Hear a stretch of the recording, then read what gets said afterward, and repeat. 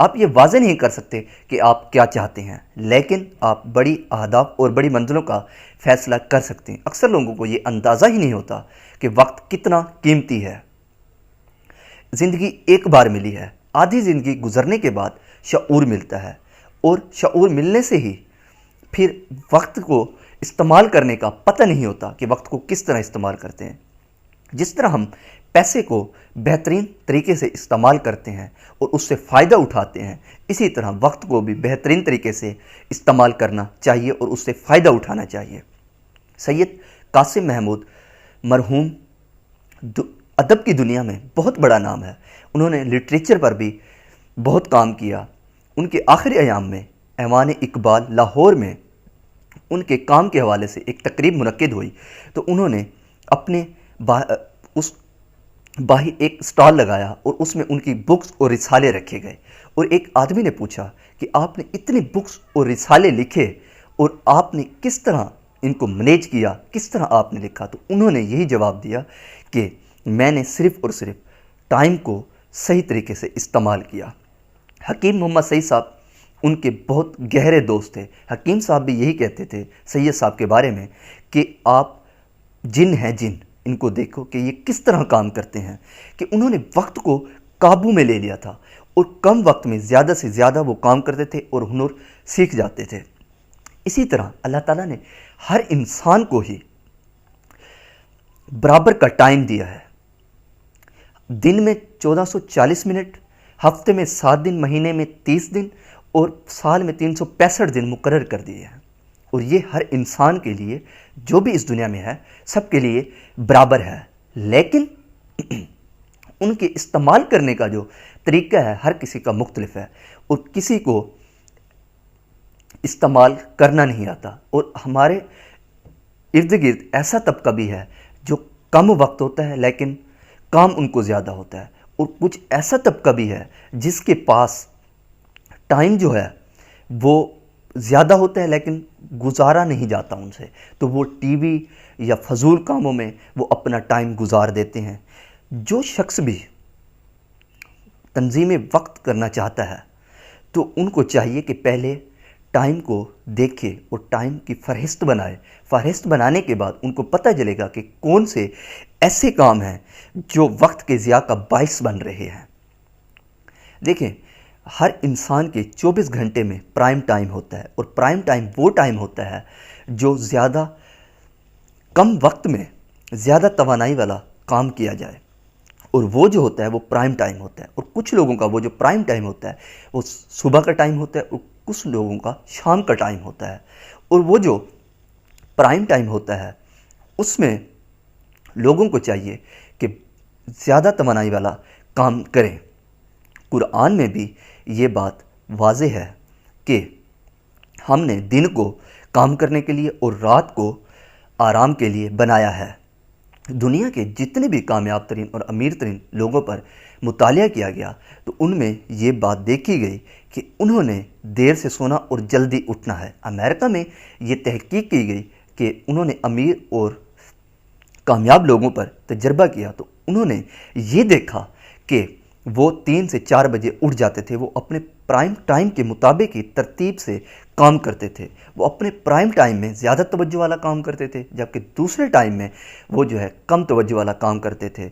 अगर आप prime time में कम तवज्जो वाला काम करते हैं तो दूसरे टाइम में आप ज़्यादा तवज्जो वाला काम करते हैं, तो उससे जो है आपका वक्त ज़्यादा लगेगा लेकिन नताइज जो हैं वो कम आएंगे। इसी तरह कुछ लोगों ने अपनी असल ज़िंदगी को जो होता है फैमिली की ज़िंदगी, असल ज़िंदगी को फैमिली ज़िंदगी समझ रखा है। कुछ लोगों ने असल ज़िंदगी को दफ्तरी ज़िंदगी समझ रखा है। कुछ लोगों ने अक्सर ज़िंदगी को मिलने जुलने का नाम असल ज़िंदगी ही समझ रखा है। लेकिन अगर आप जिस चीज़ को भी असल ज़िंदगी समझते हैं फिर उसके मुताबिक ही आप वक्त गुजारते हैं। देखिए, नौजवान जो हैं, बहुत सारे नौजवान जो डिग्री लेने के बाद कहते हैं कि हमें जैसे ही डिग्री मिलेगी उसके फ़ौरन बाद हमें जॉब मिल जाएगी, लेकिन ऐसा नहीं है। जैसे वो उनको जॉब के लिए वो फ़ारिग होते हैं, जैसे उनको जॉब मिलनी होती है और जिस टाइम वो फ़ारिग होते हैं अगर जॉब नहीं मिल रही होती तो उनको चाहिए कि ऐसा काम करें चाहे तनख्वाह कम हो, मयार ना हो, लेकिन सीखने के लिए कुछ ना कुछ मिल जाता है। वो जो लोग होते हैं वो बुलंदी को देखते हैं लेकिन बुनियाद को नहीं देखते। बुलंदी के लिए बुनियाद का मजबूत होना भी बहुत ज़रूरी है। देखें, जो एक बंदा रूटीन के साथ काम कर रहा है उसको टाइम मैनेजमेंट का मसला नहीं है, और उसका जो है वो जो सर्कल है वो 5 से 9 तक का वो सर्कल है, और उसी के दरमियान ही उसने काम करना है। अगर जिसने कुछ करना है और उसको टाइम मैनेजमेंट नहीं हो रहा, उसको एहसास है कि मुझे टाइम मैनेजमेंट करना है, तो फिर वो उस शख्स को चाहिए कि औकात मामूल में गैर मामूली जो नताइज होते हैं बदलने के लिए अमली इक़दाम करे। अगर उसको चाहिए कि वो वक्त को मैनेजमेंट अच्छा करे, उसको ये मैनेजमेंट करना ही पड़ेगा। और जिस तरह एक कामयाब तरीन और अमीर तरीन लोग करते हैं प्राइम टाइम और दूसरे टाइम में, एक होता है प्रोएक्टिव टाइम।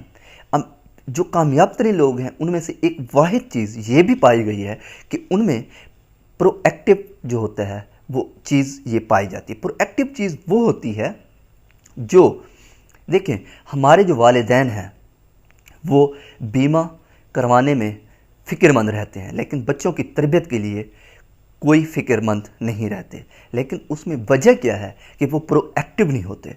प्रोएक्टिव का मतलब ये है कि आप टाइम को मैनेज किस तरह करते हैं और नए प्लान किस तरह बनाते हैं और नई चीज़ों को मैनेज किस तरह करते हैं, और रोज़ शब अगर आप अच्छा नहीं गुजार सकते तो आपका जो प्रोएक्टिव है वो अच्छा नहीं है। प्रोएक्टिव में लोग जो होते हैं वो प्लान बनाते हैं, टाइम मैनेजमेंट अच्छा करते हैं, ज़िंदगी को बेहतरीन तरीके से गुजारने का प्लान करते हैं।